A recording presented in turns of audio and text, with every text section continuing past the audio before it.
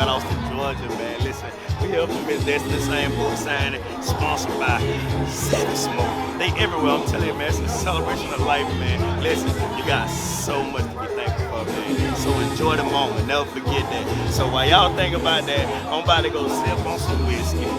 Smoke me a cigar. Enjoy Miss Destiny Lasane this interview, y'all. Stay tuned. Shout out to Big Nicks for letting us have it. It's a Vibe Radio Show.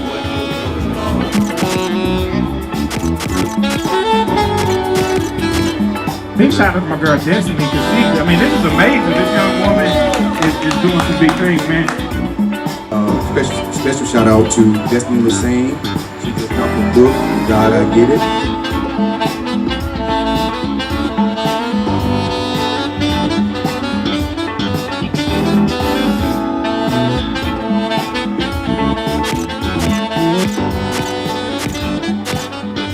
Yo, this your man Kedrick Lewis, man, Mr. Interview man.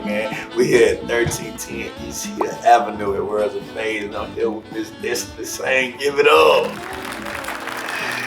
Yeah, so listen, I read the book. I don't want to give too many secrets, right? Okay. But I do want to know, who is Miss Destiny Lasane? Miss Destiny Lasane, I would just say I'm just somebody who becoming, kind of finding my way, just kind of trusting God, trusting the process, and just seeing kind of where it takes me, where I end up. I'm just every day just trying to do something different. Thanks. Trying to become something different. Right. Trying to beat some of the odds. You know, a lot of statistics say I'm supposed to be here, so I'm here. Right. That's just who I am. I'm always optimistic, trying to find the better side of things. So that's right. What coming from a small town? Mm-hmm. How did you come about wanting to write a book? And I get that question all the time, and I never know how to answer it. But I'm gonna say this: I always was the person who my friends came to and always wanted to ask me for advice, because they always felt like I knew what to do all the time. Right. And when I wrote this book, I was just kind of in a bad space. Like I was in one of the darkest phases of my life. I had just graduated middle of the pandemic, the start of the pandemic actually. Right. I didn't know what I was gonna do.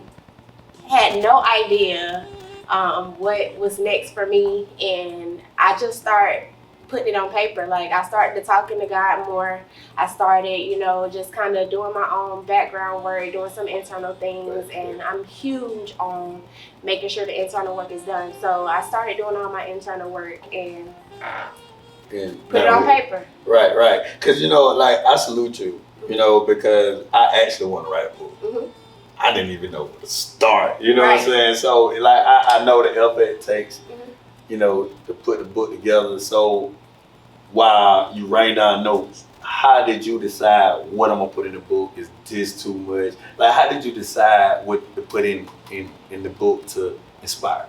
Well, I kind of kept notes on my notepad on my phone. Mm. Most of my book is in my notepads on my phone. I just kind of start talking. Like I just wrote in my notes every time I was frustrated, every time I was upset, the talks I had with God, I just kind of wrote it down in my notes on my notepad. When I started putting it on the computer and putting it in long format, I just kind of took the points that I wrote on my notes and just talked about it. And I did have to go back and remove some things. I was like, that's too much. That's too personal. Like, I want to let people know who I am and let people know what I'm going through, but not putting people in my business. Facts. I did battle with that a little bit. Like, what should I put in my book? And most of that, I asked my friends, you think this too much? Right. And they gave me a lot of feedback. Gave me a lot of feedback. So some things I kind of cut short. And, I just kind of asked for help. I got you. Now you said something earlier that, caught my attention. You was like, you was going through your own trials and tribulation, but yet you was still helping your friends. Tell me, how did you build up, to keep pushing and not show it? I've always been one. I'm always smiling. I'm always laughing, joking. That never changed. Most of my battles and things I faced at home. I just kind of. And that has a lot to do with me being a social worker too. So I just kind of compartmentalize and just I don't know, I guess put my best foot forward when it comes to my friends. Like, I never put myself, like, if they come to me with stories or they come to me with their issues, I never offer advice, or I never insert myself and talk about myself and make it about me. You know, a lot of people do that, but like, I just kind of let them talk. Like, people come and ask me for advice, I just listen. You want me to tell you, or you want me to just listen? You want the truth. You're right. Yeah, so you know, that's a lot. That has a lot to do with it too. So I mean, I don't know. So are you honest when you do it? Absolutely. You honest with them? Absolutely, and that's what my friends love. That I'm gonna keep it real all the time. Right. No and doubt. I think that's important. So. No doubt. Okay, I'm holding here. God, I get it. If you ain't got the book, make sure you go and get the book. And I advise, if you got a child or a kid that's about to graduate, or I think this is a good book for you to read. And a lot of adults need to read this, because I like I said, I'm gonna keep saluting you because you're blowing my mind. How old you is? 24. 24, and you talk about God the way you do. And normally, you know, 24, we want to party, we want to do this, and I commend you because you said a lot of things in this book about God. I was like, wow. Mm-hmm. You know, coming from your age, and I'm 37, and I'm just embracing it. You know what I'm saying? For you to catch on so early is amazing, because I know one time, you know, you was in the book, you was talking about the graduation. You couldn't really enjoy your graduation because you hadn't got accepted yet. Right. That's gotta be a crazy feeling, hoping nobody asks you where you get accepted, right? Literally. Kennesaw State, right? That's where I wanted to go. And God showed you the same day when he said, you know. Yeah, and listen, I was at graduation, like, please don't ask me where I'm going to college, because I don't know. Like, I had no idea. Like, I'm crossing the stage, I'm supposed to be excited. I'm supposed to be like, woo, okay, what's next? You know, I'm ready to go to college, packing my bags, going shopping. Like, I'm like, I don't even know where I'm going. How I'm supposed to be excited? And I mean, then, like, that's when somebody asked me first, where are you going to school? I don't know. Right behind that, somebody came and asked me, where are you going to school? I don't know. She's like, oh, okay, well, I'm going to this school. You know, they accepted me. She had a similar story. And she's like, they accepted me after this. I'm just like, okay, you know, let me just try. Got accepted like the same week, next week, or something like that. And, you know, God comes and speak to you in situations like that, and you just got to listen. Like, I always said I wasn't going to a HBCU. Always. Never wanted to go. Never wanted to go. Never wanted to go. My parents wanted me to go to a HBCU. And if you know my daddy, you know why. I know. So, but I never wanted to go. I always wanted the diversity. So I didn't feel like I would get that at an HBCU. But ultimately, best decision I made in my life. If God wouldn't have came down and told me that day, like, hey, this is what you need to do. Forget the plans you had for yourself. This is what I got for you. Let me show you something. He showed me. He showed you. He showed me. Because, like, listen, I don't want to tell the book. Listen, y'all make sure y'all get this book, because I'm telling you, I'm going to say this part, because when you said, I failed again, then I had to pay, and guess what? I failed again. Like, yeah, but it's funny the way you said it, but at the same time, you know, it's hard because, you know, you're a young lady that got a future, and it's like, I can't get it. Okay, yeah. At the end of chapter 5, you say, I will not build on the foundation of my fears. I will hear your voice. How, like, I know this is a hard question, but even for me, how do you know when God is talking to you? Because you're uncomfortable. Because you're uncomfortable. You're uncomfortable, and that's when I know that I'm trying to make decisions for myself. Like, you get so uncomfortable, and you're trying to, like, I guess you can say you're trying to plan your own life, and God already got the plans for us, and it's already written in stone. It's what it is. Like, you're gonna try to do this way, and He gonna take you back this way. But what I mean is you can't walk in fear. You can never allow fear to dictate your life, and that's why that sentence alone has gotten me to where I'm at now. Like, as far as me, I'm very impulsive.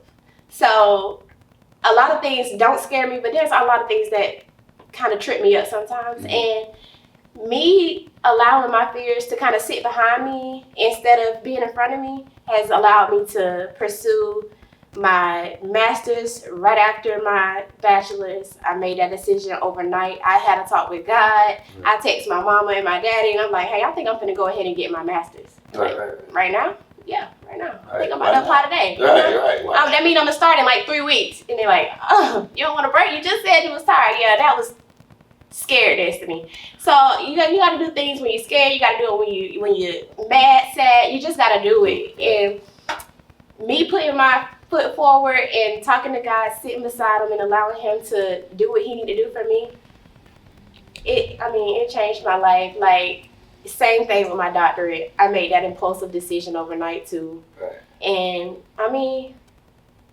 you just can't be scared. Because God ain't gonna take you nowhere you ain't supposed to be. Right, because you're already on the track. Right, so And tell me now, I'm gonna put you in a situation. I'm gonna put you in a place. Okay. Just graduated. Okay. Just get into your dorm. All right. Mom and daddy help you. Mm-hmm. That moment they left. Mm-hmm. Tell me how you felt again. Listen, I was in shambles. You hear me? Like, when my parents left, I thought I was ready. Like, I was like, okay, y'all can leave. Ready to get out the We set up now. Right. Y'all done got me some groceries. I can eat. Yeah. Like, I thought it was done. Like, I'm like, okay, this is adulting. You know, it's time to do it on your own. My parents don't let me go nowhere when I was little. Like, so that was my first time being somewhere by myself for real. Like, I might can spend a night at a friend's house, but they picking me up in the morning. Like, so me being there, the minute they got in that car and closed the door, I went in the room crying. Like, this really happening. Like, and I'm trying to act hard, of course, but like, it was probably the scariest thing in my life when reality set in. Like, you're really here by yourself. And in that moment, I didn't know how many of my friends from school were going to Savannah State. Like I said, I didn't know where I was going, so I didn't have an opportunity to try to connect with people and see where everyone was going. So I was by myself for the most part for the first couple of weeks. And mind you, I probably got dropped off at school on like a Sunday. I went home on like Tuesday. I'm like, nah, I'm on my way back home. Come back. I'm on my way back home. Like, I need a little more time at home. I ain't ready yet. Like, I thought I was ready, but I ain't ready yet. I need some more time with my parents. Like, can I just stay here actually? Can I just stay at home? Like, that's just how I felt. Like, I was scared to death. And that's actually when I started, like, really, really getting in tune with myself and figuring out. That was the first time I had to figure out who I was. Right. So, and I said that because a lot of teenagers that's right now that already got the house. Mm-hmm. And they don't understand how easy it is, you know, because it ain't no responsibility. Mm-hmm. But now when your parents left, you knew then it's hard. It's real. It's hard. It's real. so hard. You got to face all that adversity as yourself as a young adult. Exactly. And the adversity will come, especially as a freshman. You like got people from all different walks. You don't know these people from a can of paint. You got to try to go out there and make friends. You got to start all the way over from scratch. Like, it's good if you can go to school with somebody, but a lot of people don't get that luxury. Right. So it's hard. It's hard. Like, it's hard. I didn't make any new friends for real my freshman year. I found my friends from Valdosta and made them my friends again here. Like, that was just that for me. Like, it was hard. That's dope. Like, I want you to explain, like, to somebody that has depression or a bad anxiety, like, I know you're safe haven because I read the book again. Y'all make sure y'all get a book. I know it's safe haven. I'm not gonna tell you. I'm gonna let you read it. But just tell me, like, right now, if somebody was, depressed. Now, what's one thing that you would tell them to try to build them up? I think I would probably tell them to take some time for themselves, whatever that looks like for them. Like, it might look like for me going to my room and sleeping all day, but for somebody else, it might look like a day out by themselves, or it might look like being around a lot of people.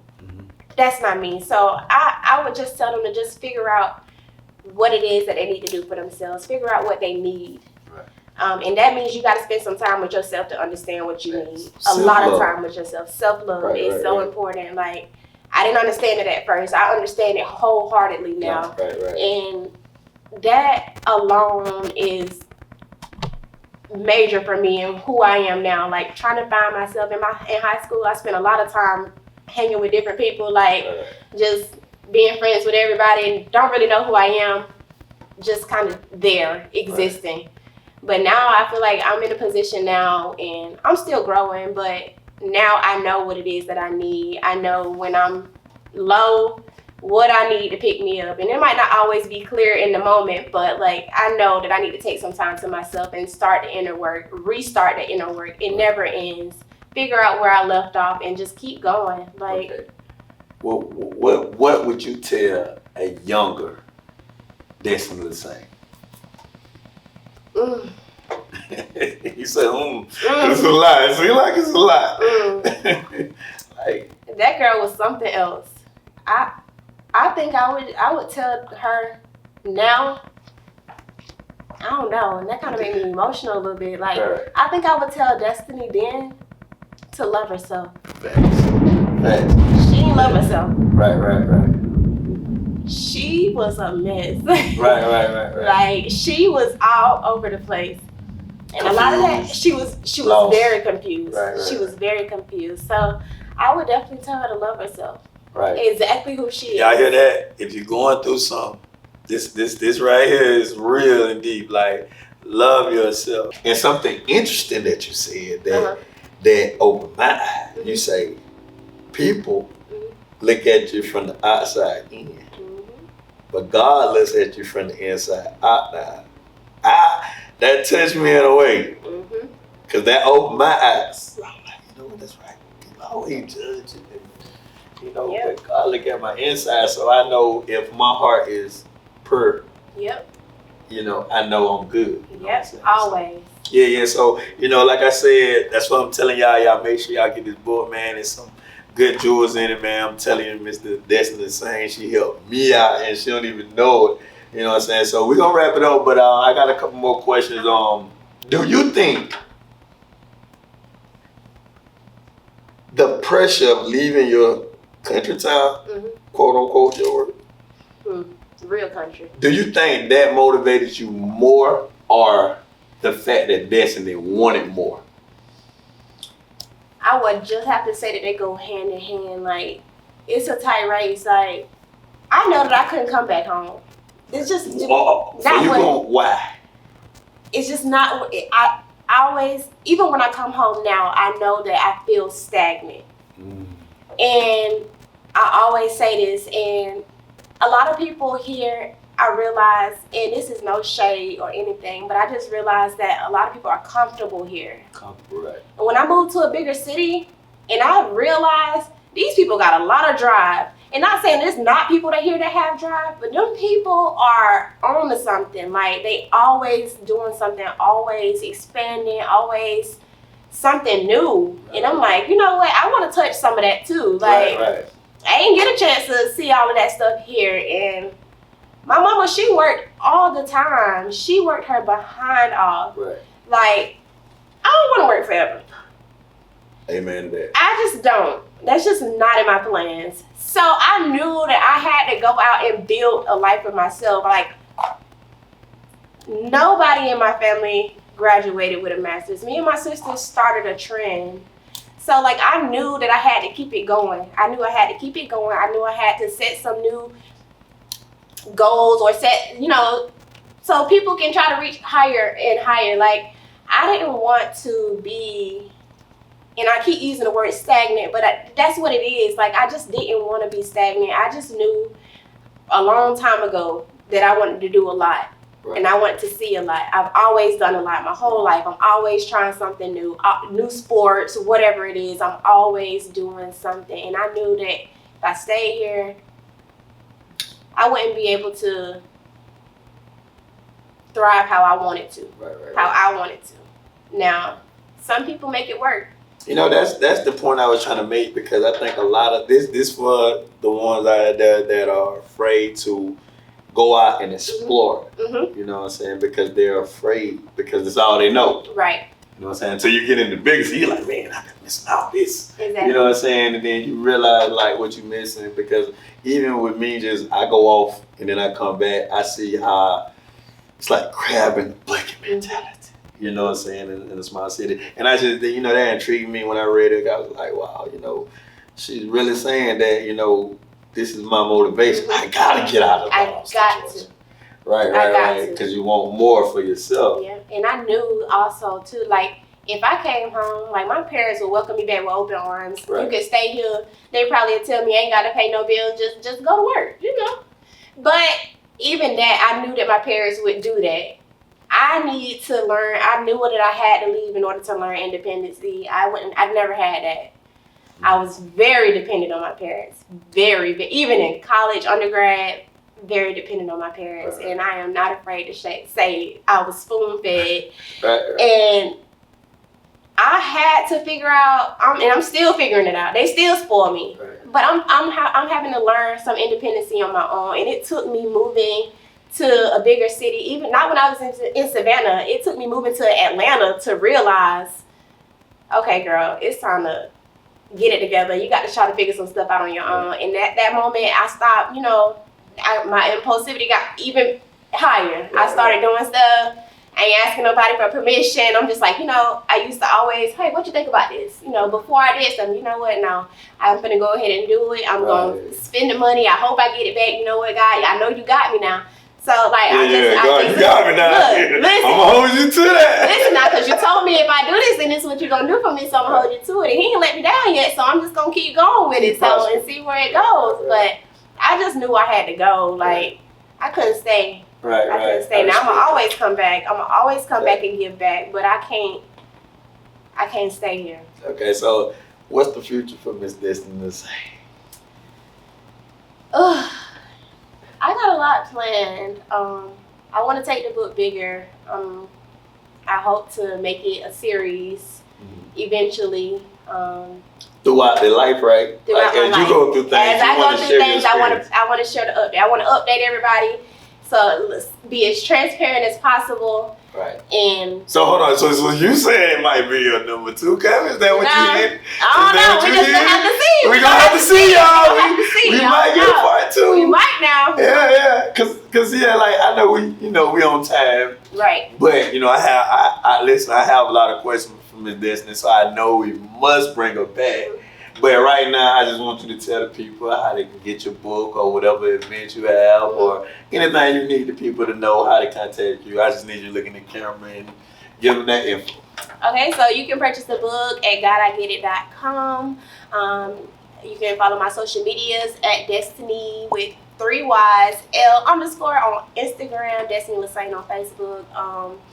You can also find me at the World of Fades grand opening. I will also be setting up shop there. August 14th. I will have t-shirts again, keychains, planners, and more. I hope the next one be bigger. That's pretty much all I have coming up. That's all I have coming up right now. It's dope. You're a dope person, man. And believe in God, you don't get that. You know what I mean? So just me being around, I always believe in God, which I know you're gonna do. You know what I'm saying? Nice to meet you for the first time, Miss Destiny. I heard a lot about you. Yeah. Now I'm me, Miss Bougie. Listen. You know what? I'm gonna outgrow that one day. Little Miss Bougie. That's her in the flesh. Facts. Well, it was dope meeting you, like I said, and anytime you want to come on, reach out. Yes, sir. Welcome. And I know it's another book coming. I think I know. Can I see it in the eyes? You might know something. I don't know. I talk to God about it. I don't know. Because I don't even read that much. The only thing I read was the Bible. You got me to read, so you special. Thank you. All right, that's it. It's about radio, man. We here with Miss Destiny Lasane, man. We out.